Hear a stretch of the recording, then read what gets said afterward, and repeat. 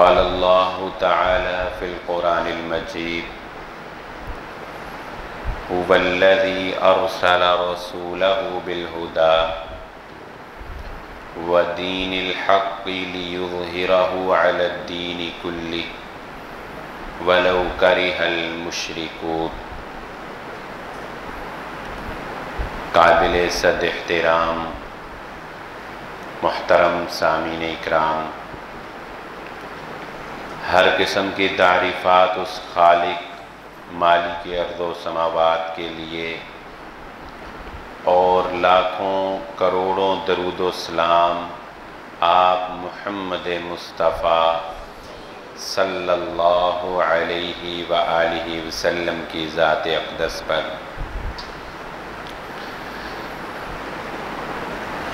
میں یہ سمجھتا ہوں کہ اس منبر و محراب سے جہاں دینی امور کے بارے میں لوگوں کی رہنمائی کی ضرورت ہے، دینی مسائل، نماز، روزہ، حج، زکوٰۃ کے امور کا علم ہم یہاں سے سیکھتے ہیں، وہاں یہ بات بھی ضروری ہے کہ مسجد میں آنے والے لوگوں کی معاشرتی اصلاح کی جائے، کیونکہ ہر فرد معاشرے کا ایک حصہ ہوتا ہے، اسے اپنے معاشرے میں کس طرح زندگی گزارنی چاہیے، کیا اصول و ضوابط ہیں، کیا اخلاقیات ہیں، وہ ایک اچھا مسلمان تو ہے ہی، بنے ہی، اس کے ساتھ ساتھ وہ ایک اچھا رہائشی، ایک اچھا محلے دار، ایک اچھا پڑوسی، ایک اچھا دوست، ایک اچھا پاکستانی، ایک اچھا وطنی کس طرح سے بن سکتا ہے، یہ رہنمائی بھی ہمارے لیے بے حد ضروری ہے۔ چنانچہ آج کی جو گفتگو ہوگی وہ میں اسی حوالے سے چند ایک باتیں گوش گزار کرنا چاہوں گا کہ ہمارے دین میں رسول اللہ صلی اللہ علیہ وآلہ وسلم نے ارشاد فرمایا، ایمان کی 70 سے زیادہ شاخیں ہیں۔ ایمان ایک درخت ہے سمجھ لیں، اور اس کی ایسے شاخیں ہیں، پھیلی ہوئی ہیں، اور اس کی سب سے چوٹی کی جو شاخ ہے وہ لا الہ الا اللہ، توحید، وحدہ لا شریک، اللہ کے علاوہ کوئی معبود نہیں۔ گویا یہ تو اس کے بغیر تو چارہ ہی نہیں ہے، جس پر میں سابقہ گفتگو کر چکا ہوں الحمدللہ، اور آج ہم اس کے آخری لیول پر گفتگو کریں گے۔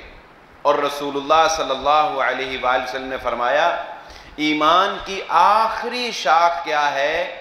ایمان کی آخری شاخ یہ ہے کہ راستے سے لوگوں کے لیے کسی تکلیف کو دور کر دیا جائے،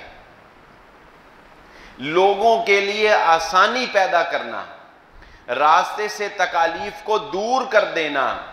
اور فرمایا الحیاء من الایمان، حیا بھی ایمان کی شاخوں میں سے ایک شاخ ہے۔ ایک حدیث میں اللہ کے نبی صلی اللہ علیہ وآلہ وسلم نے ارشاد فرمایا، انسان کے 360 جوڑ ہیں، ہر جوڑ پر صدقہ کرنا لازم ہے۔ آپ صلی اللہ علیہ وآلہ وسلم نے اس کی وضاحت فرماتے ہوئے فرمایا، کسی کو نیکی کا حکم دینا بھی صدقہ ہے، سبحان اللہ، الحمدللہ، اللہ اکبر، لا الہ الا اللہ کہنا، لوگوں کو سہولت فراہم کرنا، کسی کو سواری پر سوار کرتے ہوئے اس کی مدد کر دینا، یہ بھی صدقہ ہے۔ آپ صلی اللہ علیہ وآلہ وسلم نے ارشاد فرمایا، حتیٰ کہ اگر کوئی شخص اپنی بیوی کے ساتھ تعلقات قائم کرتا ہے وہ بھی صدقہ ہے۔ صحابی نے پوچھا اللہ کے نبی صلی اللہ علیہ وسلم یہ کیسے صدقہ ہے؟ فرمایا اگر وہ ناجائز طریقے سے کسی عورت کے پاس جاتا تو بتاؤ اس کو گناہ ہوتا کہ نہ ہوتا؟ فرمایا کہ بالکل گناہ ہوتا۔ آپ نے فرمایا پھر جائز طریقے سے اپنی ضرورت کو پوری کرنے پر اس کو صدقے کا ثواب ہوگا۔ کسی کو خندہ پیشانی سے ملنا بھی صدقہ ہے۔ تو اللہ کے نبی صلی اللہ علیہ وآلہ وسلم نے ترغیب دلائی کہ چھوٹے چھوٹے کام کر کے یہ 360 جوڑوں کا جو صدقہ ہے یہ پورا کر لیا کرو۔ اور اس کا ایک اور طریقہ بھی رسول اللہ صلی اللہ علیہ وآلہ وسلم نے یہ بات ارشاد فرما دی کہ جو شخص اشراق کی نماز ادا کر لیتا ہے، جو 2 نفل وہ ادا کر لیتا ہے، اس کے 360 جوڑوں کے اوپر جو صدقہ لازم ہے وہ صدقہ ان 2 نوافل کی ادائیگی سے پورا ہو جاتا ہے۔ تو اللہ کے نبی صلی اللہ علیہ وآلہ وسلم نے ہمیں کچھ آداب سکھائے ہیں کہ ہم نے معاشرے میں کیسے رہنا ہے، اور کسی کی تکلیف کو دور کرنے کا اجر بسا اوقات اتنا بڑھ جاتا ہے۔ اللہ رب العزت کو بعض اوقات کوئی ادا اتنی پسند آ جاتی ہے کہ صحیح حدیث میں اللہ کے نبی صلی اللہ علیہ وآلہ وسلم نے ارشاد فرمایا، ایک شخص ایسے ہی راستے سے گزر رہا تھا، ایک کانٹے دار ٹہنی راستے میں لوگوں کو تکلیف دے رہی تھی۔ اس شخص نے لوگوں کو تکلیف سے بچانے کے لیے اس کانٹے دار ٹہنی کو راستے سے دور کر دیا، راستے سے ہٹا دیا۔ اللہ رب العزت کو اس کی یہ ادا اتنی پسند آئی، اللہ رب العزت نے اس کی بخشش فرما دی۔ تو لوگوں کے ساتھ خیر خواہی کا جذبہ، لوگوں کے لیے تکلیف کو دور کرنا، لوگوں کے کام آنا، پڑوسیوں کا خیال رکھنا، اپنے معاشرے میں اپنے آپ کو مہذب پیش کرنا، یہ بھی ہمارا دین ہمیں سکھاتا ہے۔ محمد الرسول اللہ صلی اللہ علیہ وآلہ وسلم نے ارشاد فرمایا، مجھے یہ بات زیادہ پسند ہے کہ میں اپنے کسی مسلمان بھائی کے ساتھ نکلوں، اس کے ساتھ چلوں، اس کی تکلیف کو اس سے دور کر کے واپس آؤں، یہ بات مجھے زیادہ پسند ہے بنسبت اس کے کہ میں 1 مہینہ مسجد النبوی کے اندر اعتکاف پر بیٹھ جاؤں۔ تو اپنی زندگیوں کے اندر، معمولات زندگی میں، اپنی اولاد کی تربیت میں اس بات کو شامل کر لیں کہ ہمیں معاشرے میں رہتے ہوئے ان امور سے اجتناب کرنا ہے، ان کاموں سے اجتناب کرنا ہے جو کام دوسرے کو تکلیف دینے کا باعث بنتے ہیں، دوسروں کو خرابی کا باعث بنتے ہیں، کیونکہ ہمارا دین ہم سے یہ نہیں چاہتا کہ ایک مسلمان کسی دوسرے کو تکلیف دے۔ میں جب مثالیں دینا شروع کروں گا، کیونکہ میں نے کہا کہ آج کے جمعے میں زیادہ کوشش یہ کروں گا کہ ہم معاشرے میں جو امور پیش آتے ہیں ہم ان کو سمجھنے کی کوشش کریں۔ مثال کے طور پہ بہت سی ایسی تکالیف ہیں جو ہم دوسرے کو دیتے ہیں لیکن ہمیں اس کا احساس نہیں ہوتا، ہمیں پتہ نہیں ہے کہ ہم کتنی خرابی کا باعث بن رہے ہیں۔ اپنے پڑوسی کو تکلیف دینا، رسول اللہ صلی اللہ علیہ وسلم نے فرمایا وہ شخص مومن نہیں ہے، اس کا ایمان نہیں ہے جس کا پڑوسی اس سے تکلیف میں ہے، جس کا پڑوسی اس سے تکلیف محسوس کرتا ہے وہ شخص گویا مومن نہیں ہے۔ مثال سے آپ کو ایک بات مثال سے سمجھا دیتا ہوں کہ غیر شعوری طور پر ہم لوگ دوسروں کو کس طرح تکلیفیں پہنچا رہے ہیں اور ہمیں اپنی برائی کے اثرات کو کس طرح سے ہم دوسروں تک منتقل کر دیتے ہیں۔ کہ مثلا ایک سگریٹ پینے والا شخص ہے، آپ کا کیا خیال ہے جو شخص سگریٹ پیتا ہے اپنا ہی صرف نقصان کرتا ہے؟ نہیں، اپنے سے زیادہ وہ دوسروں کا نقصان کرتا ہے۔ اب تو پتہ نہیں یہ ایڈ چلتی ہے کہ نہیں، جب میں چھوٹا تھا تب میں نے ٹی وی کے اوپر ہم یہ ایڈ دیکھتے ہوتے تھے، وہ دکھاتے تھے کہ بس میں ایک آدمی بیٹھا سگریٹ پیتا ہے، تو وہ بتاتے تھے پھر میں صحت والے کہ یہ سگریٹ پینے والا اپنے سے زیادہ دوسرے کا نقصان کر رہا ہے۔ اس وقت بچے تھے، سمجھ نہیں آتی تھی، اب سمجھ آئی کہ لاجیکلی وہ کیوں دوسرے کا نقصان کر رہا ہوتا ہے۔ اس لیے کہ جو انسان خود سگریٹ پیتا ہے نا، اللہ رب العزت نے ایک باڈی میں جو سسٹم رکھا ہے ہماری باڈی میں قوت مدافعت کا، جب وہ سگریٹ پینے والا انسان چونکہ ریگولر پیتا ہے تو سگریٹ ریگولر پینے کی وجہ سے اس کے جسم میں قوت مدافعت بہت بڑھ جاتی ہے سگریٹ کے خلاف، سگریٹ کے دھوئیں اور اس کے جراثیم کے خلاف. تو جب وہ خود پیتا ہے تو قوت مدافعت زیادہ ہونے کی وجہ سے سگریٹ کے نقصان کم ہو جاتے ہیں، لیکن وہی دھواں جب اس کے ساتھ بیٹھے ہوئے شخص کے پیٹ میں جاتا ہے تو اس کو زیادہ نقصان پہنچاتا ہے، کیونکہ اس کے اندر اتنی قوت مدافعت پیدا نہیں ہوئی ہوتی. وہ ریگولر نہیں پیتا نا، اس کا جسم پہلے اس دھوئیں کے لیے تیار نہیں ہوتا، اس کے لیے یہ حملہ نیا ہوتا ہے.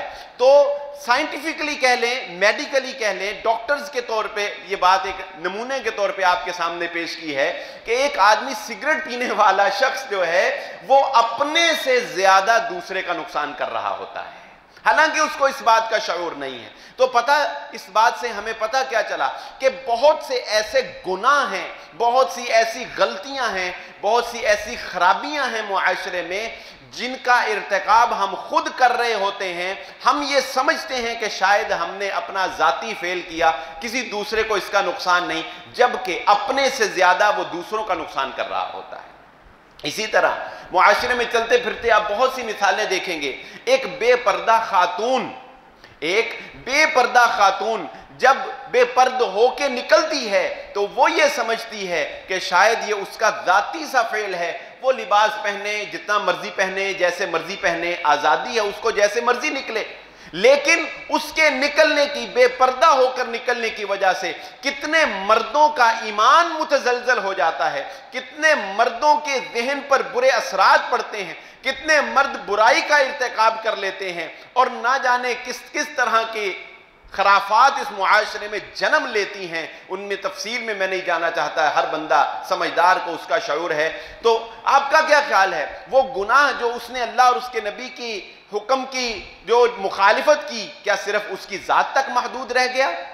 نہیں، اس کی ذات تک محدود نہیں رہا، بلکہ اس کے نقصانات دوسروں تک بھی منتقل ہوئے اور دوسروں کا بھی اس کو نقصان ہوا ہے.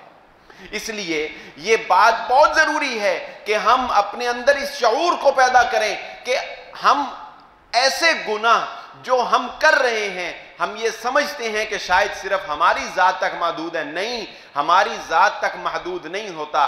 گناہ کے اثرات بہت بڑے ہوتے ہیں اور گناہ ایک سے زیادہ لوگوں کو نقصان پہنچا رہا ہوتا ہے. غیر اخلاقی حرکت صرف آپ کو نقصان نہیں پہنچاتی، آپ کے علاوہ دوسروں کو نقصان پہنچا رہی ہوتی ہے. اس کو کئی مثالوں سے سمجھا جا سکتا ہے. مثال کے طور پہ جب کوئی ایک شخص قانون کی خلاف ورزی کرتا ہے، ٹریفک قوانین کی مثال لے لیں. ایک شخص ٹریفک قوانین کی خلاف ورزی کرتا ہے، وہ اوور سپیڈ گاڑی چلاتا ہے یا ون ویل پر گاڑی موٹر سائیکل چلاتا ہے. آپ کا کیا خیال ہے، وہ آزاد ہے؟ وہ اپنے کام کرنے میں آزاد ہے؟ اگر اس نے یہ غلطی کی ہے تو کیا صرف اس کا نقصان ہوگا؟ نہیں، جب خدا نہ خواستہ ایکسیڈنٹ ہوگا تو اس کی تو غلطی ہوگی ہی، لیکن اس کی غلطی کی وجہ سے وہ جس دوسرے شریف آدمی میں لگے گا اس کی بھی جان لے لے گا یا اس کو بھی نقصان پہنچائے گا. تو بتائیں پھر کس کا، وہ غلطی تو اس کی تھی نا، وہ تو اوور سپیڈ تو وہ جا رہا تھا، یا ٹریفک قوانین کی خلاف ورزی تو وہ کر رہا تھا، ون ویل پہ تو وہ چل رہا تھا، لیکن اس دوسرے بیچارے کا کیا قصور جو صحیح آ رہا ہے اور نارمل سپیڈ پہ اپنی فیملی کے ساتھ آ رہا ہے، اس کا کیا قصور؟ اس کے اس معاشرے کی اس خرابی کی وجہ سے اس دوسرے آدمی کا بھی نقصان ہوتا ہے. پتہ کیا چلا، اپنے بچوں کو دینی امور کے ساتھ ساتھ، نماز روزے کے ساتھ ساتھ معاشرے میں رہنے کا ڈھنگ سکھائیں، معاشرے میں رہنے کی تہذیب سکھائیں. میں اس بات کی طرف آپ کی اکثر توجہ دلاتا رہا ہوں کہ یہ ایک چھوٹی سی بات ہے، یہ ایک معمولی سی بات ہے، لیکن ہم اپنے بچوں کو یہ نہیں سکھاتے کہ جب ہم اس کے ہاتھ میں میٹرک پاس کرتا ہے، جب ہم اس کے ہاتھ میں موٹر سائیکل تھماتے ہیں نا، تو ہم اسے ٹریننگ نہیں دیتے کہ بیٹا یہ اکانومی سپیڈ ہے، تمہیں اربن ایریا کے اندر 40 سے اوپر اور حد لیمٹ 50 سے اوپر نہیں گاڑی چلانی. کیوں؟ کیونکہ اس کا لائسنس تو گھر بیٹھے ہی آ گیا ہوتا ہے، گھر بیٹھے ہی لائسنس آ گیا ہوتا ہے نا بچے کا. اس لیے اس کو کیا پتا کہ اربن ایریا کیا ہوتا ہے اور اربن ایریا میں سپیڈ کیا ہونی چاہیے اور موٹر وے پر ہماری سپیڈ کیا ہونی چاہیے اور کس طرح ہمیں اوورٹیک. یہ ساری باتیں ہمارے معاشری اصول سے تعلق رکھتی ہیں، لیکن ایک دیندار آدمی کے لیے بھی یہ ضروری ہے کہ وہ اپنے بچوں کو معاشرے میں رہنے کی قوانین سکھائے، اس کی ڈاکومنٹیشن پوری ہو، اس کو پتا ہو کہ سگنل توڑنے کا نقصان صرف مجھے نہیں ہوگا بلکہ دوسروں کو بھی ہوگا، اور ہمارا معاشرہ، ہمارا دین اس بات کی اجازت نہیں دیتا کہ ایک مسلمان سے دوسروں کو تکلیف ہو۔ ہم لوگ اس بات کو معمولی سمجھتے ہیں کہ کہیں بھی گاڑی کو پارک کر دیا جائے، کہیں بھی گاڑی کو کھڑا کر دیا جائے۔ آپ کا کیا خیال ہے؟ یہ معمولی بات ہے؟ ایک ایسی جگہ پر گاڑی کو پارک کر دینا جس کی وجہ سے راستہ بلاک ہو جائے، جس کی وجہ سے راستہ رک جائے، بتائیے کتنی خرابیوں کو جنم دے سکتا ہے۔ ہماری یہ عجیب عادت ہے، ہماری یہ عجیب عادت ہے کہ دوسروں کی تکلیف کا احساس ہمارے دل سے ختم ہو گیا ہے۔ دو آدمیوں کی آپ یہ معاشرے میں آپ دیکھیں گے، یہ معاشرتی برائیاں ہیں اس لیے کہ ہم ان کی اصلاح نہیں کر پاتے۔ آپ دیکھیں گے سڑک پر جاتے ہوئے روڈ ایکسیڈنٹ ہو جاتے ہیں نا، روڈ ایکسیڈنٹ ہو گیا، بغیر پرواہ کیے اس بات کی کہ پیچھے کتنی لمبی لائن لگے گی، وہ دو آدمی نکلتے ہیں آپس میں جھگڑا کرنا شروع کر دیتے ہیں، روڈ بلاک ہے، وہ لڑ رہے ہیں، گالیاں دے رہے ہیں، انہیں اس بات کا کوئی احساس نہیں ہے کہ میری وجہ سے کتنے لوگوں کو تکلیف ہو رہی ہے، اسے اس بات کا کوئی احساس نہیں ہے۔ پھر اسی طرح ہم لوگ سرکاری زمینوں کو، سرکاری چیزوں کو، حکومت کے پر تو تنقید کرنے میں ہم بہت آگے ہیں اور حکومت کو برا کہنے میں تو ہم بہت آگے ہیں، لیکن آپ ذرا چل پھر کر دیکھیں کتنی ناجائز تجاوزات ہیں، سرکاری املاک ہیں جو لوگوں کی جگہ ہے، اور سرکاری جگہ کے معاملے میں آپ جانتے ہیں علماء کرام نے کتنی سخت بات لکھی ہے۔ حقوق العباد آپ جانتے ہیں کہ معاف نہیں ہو سکتے جب تک کہ اس بندے سے معافی نہ مانگی جائے، اور جو حکومت کی جگہ ہوتی ہے، جو حکومت سرکاری جگہ ہوتی ہے، سرکاری املاک ہوتی ہیں، وہ کسی منصب پر فائز شخص کی ملکیت نہیں ہوتی، کسی عہدیدار کی ملکیت نہیں ہوتی، بلکہ وہ عوام الناس کی ملکیت ہوتی، تمام لوگوں کی ملکیت ہوتی۔ اس لیے علماء کرام کہتے ہیں کہ جو شخص کسی سرکاری جگہ کے اوپر قبضہ کرتا ہے، جو شخص کسی حکومت کی جگہ کے اوپر قبضہ کرتا ہے یا اس کو ناجائز استعمال کرتا ہے، وہ شخص کیسے سارے لوگوں سے معافی مانگ کر اس کی تلافی کر سکتا ہے؟ بتائیے۔ حکومت تو معاف کر نہیں سکتی کیونکہ وہ تو خود بھی مالک نہیں، وہ جگہ تو سارے لوگوں کی ہے، کل عوام کی ہے۔ تو اگر کبھی اس نے توبہ کرنی ہو اور اگر کبھی اس نے معافی مانگنی ہو تو اللہ رب العزت سے تو معافی مانگے گا، لیکن تمام لوگوں سے وہ کس طرح سے معافی مانگے گا، یہ معاملہ بڑا مشکوک ہے۔ اس لیے ہم لوگ اس بات کو معمولی سمجھتے ہیں، سرکاری ملازمین جو ہیں وہ اس بات کو کوئی اہمیت ہی نہیں دیتے کہ ایک چیز جو سرکار نے ان کو صرف سرکاری کاموں کے لیے استعمال کے لیے دی ہوئی ہے، صرف دفتری اوقات میں استعمال کے لیے دی ہوئی ہے، یا صرف وہ اس پر حکومت کے کام کر سکتے ہیں، لیکن اس چیز کو جب وہ اپنے ذاتی مفاد میں، ذاتی فائدے کے لیے استعمال کرتے ہیں تو کل قیامت کے روز ان کو اس کا جواب دینا ہوگا۔ اسی طرح چاہے کوئی مدرسے کا مالک کیوں نہ ہو، اگر وہ مدرسے کی گاڑی کو جو لوگوں نے زکوٰۃ کے فنڈ سے مدرسے کو وقف کی ہوئی ہے، یا کسی تنظیم کا مالک ہی کیوں نہ ہو جو لوگوں نے تنظیم کی غرض سے دی ہوئی ہے، اگر وہ اس کو اپنے ذاتی استعمال میں لے کر آتا ہے تو کل قیامت کے روز اس کو جواب دینا ہوگا۔ یہ چھوٹی چھوٹی باتیں ہیں، رسول اللہ صلی اللہ علیہ وآلہ وسلم نے تو اس کی اتنی اہمیت بیان کی۔ ایک سرکاری بندے کو بھیجا، کس لیے؟ جاؤ لوگوں سے زکوٰۃ کا مال اکٹھا کر کے آؤ۔ وہ زکوٰۃ کا مال اکٹھا کر کے آیا، آ کر کہنے لگا یہ تو وہ ہو گیا نا جی جو سرکاری مال لوگوں نے مجھے زکوٰۃ دی، اور یہ کچھ تحائف ہیں جو لوگوں نے مجھے دیے، میرے ذاتی، یہ لوگوں نے مجھے ذاتی طور پر تحائف دیے ہیں۔ اللہ کے نبی صلی اللہ علیہ وآلہ وسلم نے فرمایا اگر تو اپنی ماں کے گھر میں بیٹھا رہتا تو کیا لوگ یہاں تجھے دینے آتے؟ اگر تو اپنے گھر میں تو بیٹھا رہتا تو لوگ تجھے یہاں تحائف دینے آتے نہیں۔ تجھے لوگوں نے تحائف اس لیے نہیں دیے کہ تو فلاں کا بیٹا ہے یا تو اپنا کوئی حیثیت رکھتا ہے، لوگوں نے تجھے تحائف اس لیے دیے کیونکہ تو ہمارا سرکاری نمائندہ بن کر گیا تھا، لہذا یہ تحائف بھی بیت المال کے اندر جمع کروائے جائیں۔ اتنی احتیاط دین اسلام ان معاشرتی خرابیوں کے بارے میں جو معاشرے میں خرابیاں بنتی ہیں اور پھر ایک خرابی کئی خرابیوں کو جنم دیتی ہے، ہم لوگ ان چیزوں کا بالکل خیال نہیں رکھتے، اپنے گھر کے سامنے کی سڑک کو اپنی ملکیت سمجھتے ہیں، جب چاہے اس کا راستہ روک دیا، جیسے چاہے اس کا راستہ روک دیا، بغیر ضرورت کے روک دیا۔ ایک مکان تعمیر کرنے والا شخص جو ہے کئی مہینے لوگوں کو تکلیف دیے رکھتا ہے، حالانکہ اگر تھوڑی سی احتیاط کے ساتھ وہ راستہ بنا کر رکھے، کسی مزدور کو کہے بھئی میرا سامان تھوڑا سمیٹ کے رکھو، لوگوں کا راستہ چلتا رہے، راستہ نہیں رکنا چاہیے۔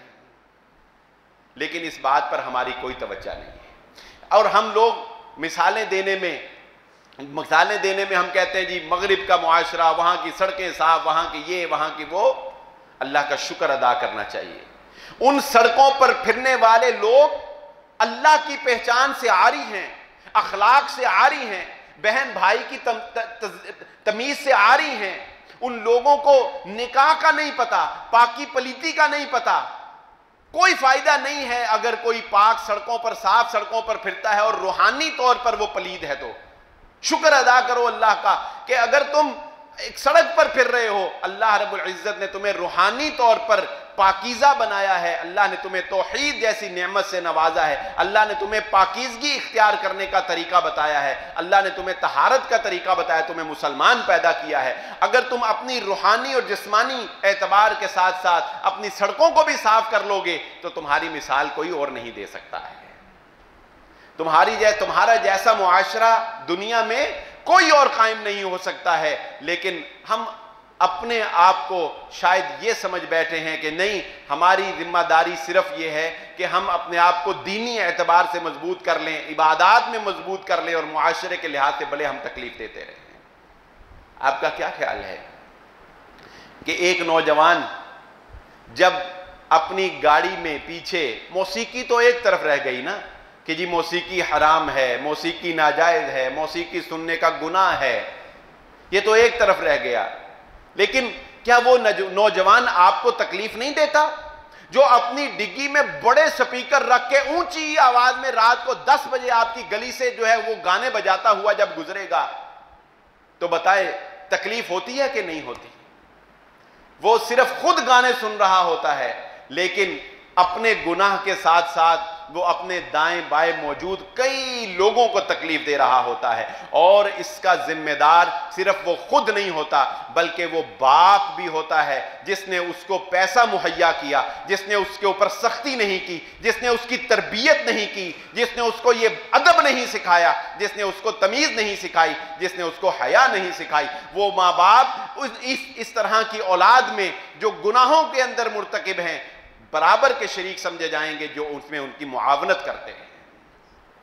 اس لیے اس بات کی طرف اپنی توجہ مرکوز کریں کہ محمد الرسول اللہ صلی اللہ علیہ وآلہ وسلم نے دیکھا خواتین اور مرد ایسے سڑک پر جا رہے ہیں، خواتین اور مرد، اللہ کے نبی صلی اللہ علیہ وآلہ وسلم نے فوراً آواز دی، حکم جاری فرمایا، اے خواتین کی جماعت سائیڈ پہ ہٹ جاؤ، تمہیں سڑک کے درمیان میں نہیں چلنا چاہیے، تمہیں دیوار کے ساتھ لگ کے سڑک کے ایک طرف چلنا چاہیے۔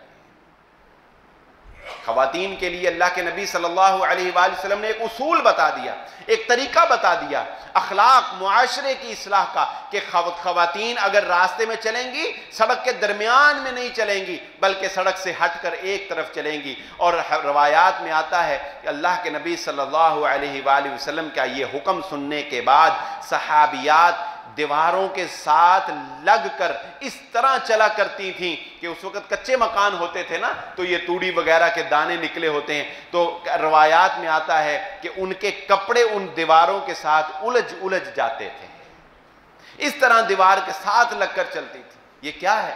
یہ ایک مہذب معاشرے کی تشکیل ہو رہی ہے جو محمد الرسول اللہ صلی اللہ علیہ وآلہ وسلم بیان فرما رہے ہیں۔ صحابہ، اللہ کے نبی صلی اللہ علیہ وآلہ وسلم نے ارشاد فرمایا صحابہ کو، راستوں میں، چوکوں میں، راستوں میں جو لوگوں کی گزرگاہیں ہیں ان میں نہ بیٹھا کرو۔ کیوں؟ خواتین نے جب گزرنا ہو، گلی سے گزرنا ہو، ضروری کام کے لیے جانا ہو، فیملی نے جانا ہو، بتائیں ذرا چوک میں 4 لڑکے کھڑے ہوں کتنی تکلیف ہوتی ہے۔ صحابہ نے کہا اللہ کے نبی صلی اللہ علیہ وآلہ وسلم بسا اوقات مجبوری ہوتی ہے، ہم بیٹھنا کیونکہ اس وقت تو اتنے وسائل نہیں تھے نا، اب تو خیر بہت وسائل آ گئے. تو انہوں نے کہا کہ بسا اوقات کوئی آدمی آ گیا ملنے کے لیے، ملنا ہوتا ہے، اندر کہیں بٹھانے کی جگہ نہیں، باہر بیٹھنا ضروری ہوتا ہے. بسا اوقات کوئی مجبوری ہو جاتی ہے کہ ہمیں باہر ہی بیٹھنا پڑتا ہے، پھر ہم کیا کریں؟ اللہ کے نبی صلی اللہ علیہ وآلہ وسلم نے ارشاد فرمایا اچھا پھر یہ کرو کہ اپنے راستے میں بیٹھنے کے راستے کا حق ادا کرو. راستے میں اگر بیٹھنا پڑ جائے راستے کا حق ادا کرو. صحابہ نے پوچھا حق کیا ہے؟ اللہ کے نبی صلی اللہ علیہ وآلہ وسلم نے فرمایا راستے کا حق یہ ہے کہ اپنی نظروں کو جھکا کر رکھو. ہر آنے جانے والے کی تانگ جھانک نہ کرو، کسی عورت کی طرف آنکھ اٹھا کر نہ دیکھو. راستے کا حق یہ ہے کہ اگر راستے میں کھڑے ہونا ہے تو اپنی نگاہوں کو جھکا لو. اور فرمایا سلام کرو، آنے جانے والے بزرگوں کو ادب کے ساتھ سلام کرو اور نیکی کا حکم دو اور برائی سے روکو. رسول اللہ صلی اللہ علیہ وآلہ وسلم نے آداب سکھائے ہیں ہمیں کہ یہ راستے میں بیٹھنے کے، اگر راستے میں کھڑا ہونا پڑ جائے تو اس کے یہ آداب ہیں. اس لیے یہ بات ذہن نشین رکھیں، مومن آدمی مہذب ہوتا ہے. وہ چلتی گاڑی میں سے بوتل اٹھا کر باہر نہیں پھینکتا، اس کے لیے ڈسٹ بین بنی ہوئی ہوتی ہے، وہ اس میں جا کر اس کو پھینکتا ہے. وہ ٹیشو پیپر ایسے نہیں پھینک دیتا. وہ اپنے بچے کو بھی یہ چیز سکھاتا ہے کہ بیٹا ہمارا دین ہمیں یہ سکھاتا ہے کہ طہور شطر الایمان، کہ پاکیزگی، صفائی اور ستھرائی یہ نصف ایمان ہے. یہ صرف اچھے اور صاف کپڑے اور ویسٹ کوٹے پہن لینا صفائی نہیں ہے، بلکہ اپنے گھر کو صاف رکھنا، اپنے گھر کو آلودگی سے صاف رکھنا، اپنے معاشرے کو صاف رکھنا، اپنے گرد و نواح کو صاف رکھنا، یہ مسلمان کے اٹھنے بیٹھنے اور مسلمان کے مہذب ہونے کی علامت ہوتی ہے. ایک مسلمان باپ اپنی بچی کو، بیٹے کو یہ سکھاتا ہے کہ بیٹا کوئی بھی گندگی ہو تم نے اس کو ڈسٹ بین میں پھینکنا ہے، اس کو کچرے والی جگہ میں پھینکنا ہے. یہ ایک مسلمان کی پہچان ہوتی ہے. ہم لوگ فخر محسوس کرتے ہیں گند پھیلا کر، اور فخر محسوس کرتے ہیں قانون توڑ کر، قانون کی خلاف ورزی کر کے ہم لوگ فخر محسوس کرتے ہیں. یاد رکھیے یہی فخر ہے جس نے مسلمانوں کو ڈبو دیا ہے. اور ایک اور بات معاشرتی اعتبار سے ہمارے اندر بڑی عجیب ہے، اور وہ کیا کہ ہم لوگ اپنی غلطی کو تسلیم کرنے کے لیے تیار نہیں ہیں. ہم لوگ غلطی کرتے ہیں، غلطی ہو جاتی ہے، لیکن ہم لوگ اپنی غلطی کو تسلیم کرنے کے لیے تیار نہیں ہیں، اپنے بزرگوں کی غلطیوں کو تسلیم کرنے کے لیے تیار نہیں ہیں. اپنی غلطی کا دفاع کرتے ہیں، اس کو چھپانے کی کوشش کرتے ہیں، لیکن ہم لوگ یہ کہنے کے لیے تیار نہیں ہیں کہ مجھ سے غلطی ہو گئی بھائی میں معافی چاہتا ہوں، مجھ سے غلطی ہو گئی میں اس کا ازالہ چاہتا ہوں. صحابہ اکرام سے کیا غلطیاں نہیں ہوتی تھی؟ حضرت ابو بکر صدیق رضی اللہ تعالیٰ عنہ، حضرت بلال رضی اللہ تعالیٰ عنہ کے ساتھ حضرت بلال رضی اللہ تعالیٰ عنہ کھڑے ہیں، ساتھ اور صحابی کھڑے ہیں. حضرت ابو بکر صدیق رضی اللہ تعالیٰ عنہ سے کوئی نازیبہ کلمہ، کوئی سخت جملہ جو ہے وہ ان درویش صحابہ کے لیے نکل گیا. حضرت بلال رضی اللہ تعالیٰ عنہ کے لیے کوئی ایسا جملہ جو ہے وہ نکل گیا. اللہ کے نبی صلی اللہ علیہ وآلہ وسلم کے پاس شکایت پہنچ گئی، اللہ کے نبی صلی اللہ علیہ وسلم کے پاس بات پہنچ گئی. حضرت ابو بکر صدیق رضی اللہ تعالیٰ عنہ نے اپنے سے کم تر وہ غلام جن کو آزاد کروایا گیا تھا جا کے معافی مانگ لی کہ بھائی مجھ سے غلطی ہو گئی، میں معافی چاہتا ہوں، مجھے معاف کر دو. حضرت مصطح بن اساسہ رضی اللہ تعالیٰ عنہ کی کفالت کرتے تھے، ان کو ماہانہ خرچ دیا کرتے تھے. جس وقت حضرت عائشہ صدیقہ رضی اللہ تعالیٰ عنہ پر واقعہ افق میں تہمت لگی، ان کی زبان سے بھی کوئی جملہ نکل گیا. حضرت ابوبکر صدیق رضی اللہ تعالیٰ عنہ کہنے لگے اللہ کی قسم کھا کے کہتا ہوں آج کے بعد مصطح کی کفالت نہیں کروں گا، مصطح کو ایک پیسہ نہیں دوں گا. اللہ رب العزت نے سورہ نور میں آیات نازل فرما دی، وَلَا يَأْتَلِ أُولُو الْفَضْلِ مِنْكُمْ ابو بکر، آپ جیسے صاحب فضل لوگوں کو ایسی قسمیں کھانا زیب نہیں دیتا. غلطی ہو گئی، فوراً اپنی غلطی کو تسلیم کر لیا، قسم کا کفارہ ادا کر دیا، اور دوبارہ حضرت مصطح بن اساسہ رضی اللہ تعالیٰ عنہ کی کفالت شروع کر دی. اور معذرت کے ساتھ کہنا چاہوں گا کہ یہ رجحان کہ غلطی کو تسلیم نہ کرنا بلکہ اپنی غلط بات کو بھی چھپانا اور اس کا دفاع کرنا، یہ ہم جیسے مذہبی لوگوں میں تو بہت زیادہ پایا جاتا ہے. کسی عالم دین کی زبان سے کوئی غلط جملہ نکل گیا، وہ یہ ماننے کے لیے تیار نہیں ہوتا کہ بھائی مجھ سے غلطی ہو گئی، مجھے علم نہیں تھا، مجھے مسئلہ غلط بیان ہو گیا، وہ یہ نہیں کہتا کہ مجھ سے غلطی ہو گئی، صحیح بات یہ ہے، صحیح بات یہ تسلیم کرو، نہیں، اپنی غلطی کا دفاع کرنے کی کوشش کرتا ہے اور اعجاب کل ذی رأی برأیہ کا ثبوت پیش کرتا ہے۔ اور میں معذرت سے کہنا چاہوں گا بات سمجھانے کے لیے صرف کہ فقہ اگر آپ پڑھ کے دیکھیں تو بھری پڑی ہے ایسی مثالوں کے ساتھ۔ ہماری فقہ میں ایسی ایسی باتیں ہیں جو غلط باتیں ہیں، لیکن علماء یہ کہنے کے لیے تیار نہیں ہیں کہ یہ بات غلط ہے، بزرگوں کو غلطی لگ گئی یا انہوں نے غلط بیان کر دیا، اس کا دفاع کرنے کی کوشش پہ ہے۔ اس کی بے شمار مثالیں ہیں۔ ایک چھوٹی سی مثال دے کر چلیں، آپ کو بات سمجھانے کے لیے صرف مثال دے دیتا ہوں کہ مثال کے طور پہ فقہا نے اپنی تحقیق کرتے ہوئے لکھ دیا کہ اگر کبھی امام کا انتخاب کرنا پڑ جائے کہ دو اماموں میں سے ایک امام چننا ہے، دو امام ہیں، چننا ہے کہ کس کو چنا جائے زیادہ امام ہو، تو انہوں نے ترتیب وار بیان کرتا جس کا قرآن زیادہ جانتا ہو، اگر اس میں برابر ہو، حدیث زیادہ جانتا ہو، حدیث میں برابر ہو، تو پھر عمر دیکھی جائے، عمر میں برابر ہو، ہجرت دیکھی جائے، پھر اچھا یہ تو حدیث میں بیان ہو گئی۔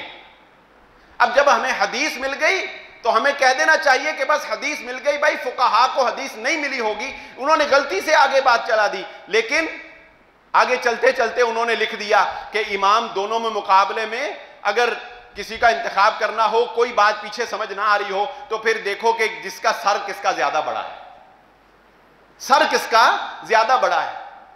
اچھا پھر آگے چل کے اور ایک ایسی بات لکھ دی جو بیان کرتے بھی شرم آتی ہے، کہتے ہیں آگے چل کے یہ دیکھو کہ بیوی کس کی خوبصورت ہے۔ اب ہم کیا کہیں؟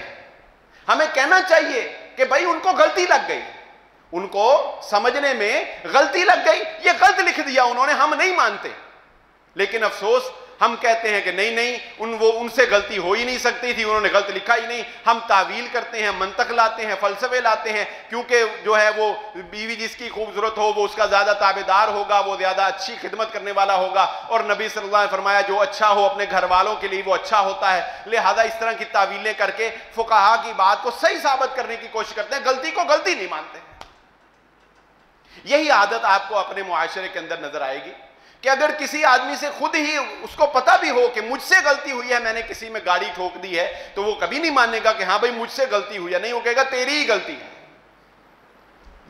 یہ ہمارا المیہ ہے کہ ہم لوگ اپنی غلطی کو غلط ماننے کے لیے، تسلیم کرنے کے لیے، اپنی زبان سے نکلے ہوئے جملوں کو واپس لینے کے لیے تیار نہیں ہیں۔ جس دن ہمارے اندر یہ حوصلہ پیدا ہو جائے کہ ہم غلطی کو غلط تسلیم کر لیں، اپنی خطا کو خطا مان لیں، اس دن ہماری اصلاح کا آغاز شروع ہو جائے گا۔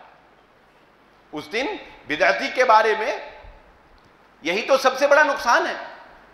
ایک آدمی شراب پیتا ہے اور وہ یہ سمجھتا ہے کہ مجھ سے غلطی ہو رہی ہے، یہ گناہ ہے، تو کیا خیال ہے ایک نہ ایک دن امید ہے کہ وہ توبہ کر لے گا۔ کیوں؟ کیونکہ اس کے اندر احساس جرم ہے نا، پتہ ہے کہ یار مجھ سے غلطی ہو رہی ہے۔ ایک آدمی نماز نہیں پڑھتا، وہ سمجھتا ہے کہ نماز نہ پڑھنا گناہ ہے، غلطی ہے، امید ہے کہ ایک نہ ایک دن وہ اپنی غلطی کو غلطی سمجھتا ہے، وہ توبہ کر لے گا۔ لیکن ایک آدمی بدعت کرتا ہے، ایسا کام کرتا ہے جو محمد الرسول اللہ صلی اللہ علیہ وآلہ وسلم سے ثابت نہیں ہے، اور وہ دین سمجھ کے اس کو کر رہا ہوتا ہے، دین میں اضافہ کرتا ہے، وہ اس کو کس نیت سے کر رہا ہوتا ہے؟ ثواب کی نیت سے کر رہا ہوتا ہے۔ اپنی غلطی کو غلطی نہیں سمجھ رہا ہوتا، اپنی غلطی کو اچھائی سمجھ رہا ہوتا ہے، تو بتائیے اس کے توبہ کرنے کے یا اس کے پلٹ کر آنے کے چانسز کتنے کم رہ جاتے ہیں۔ یہ اسی صورت میں ممکن ہے کہ پہلے اسے یہ احساس دلایا جائے گا کہ بھائی جو تو کر رہا ہے وہ نیکی نہیں، وہ غلطی ہے۔ جب وہ غلطی کو غلطی مانے گا، پھر اس کے بعد یہ سٹیپ آئے گا کہ وہ اپنی غلطی سے پلٹ کر واپس آئے، وہ توبہ کرے اور وہ واپس آئے۔ تو اس لیے یہ بات بھی اپنے اندر، یہ حوصلہ بھی اپنے اندر، یہ جذبہ بھی اپنے اندر بیدار کریں کہ اگر ہم سے کبھی کوئی غلط کام ہو جائے، اگر ہم سے کوئی غلطی ہو جائے تو ہمیں اس کے ازالے کی کوشش کرنی چاہیے، معافی مانگنی چاہیے۔ معافی مانگنے والے کو اللہ رب العزت پسند کرتے ہیں، جو معافی مانگ لیتا ہے اس کی شان میں کوئی کمی واقع نہیں ہو جاتی۔ صحابہ اکرام سے کیسی غلطیاں ہوئیں؟ مثال کے طور پہ آپ کے پاس ملازمین ہیں نا، ملازمین ہیں، کبھی انسان غصے میں آتا ہے، کبھی گھاٹا پڑ گیا ہے، کوئی غصے، ملازم سے کوئی غلطی ہو گئی ہے، کیا ہوا ہے، اس پر چڑھائی کر دی، اس کے اوپر گالم گلوچ ہو گئے، غصہ آ گیا اس کے اوپر، تو اب کیا ہوا؟ اس کو اپنا رائٹ سمجھتے ہو؟ سمجھتے ہو کہ تم نے ٹھیک کیا، تمہیں ایسے ہی کرنا چاہیے تھا؟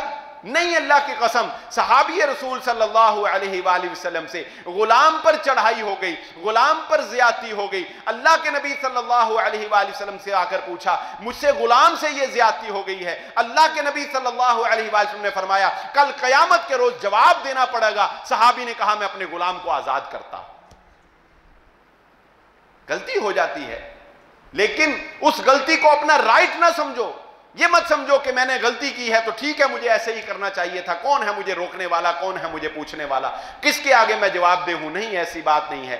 غلطی ہو جائے تو اس کو غلطی تسلیم کرنا معاشرے کی اصلاح کا باعث بنتا ہے۔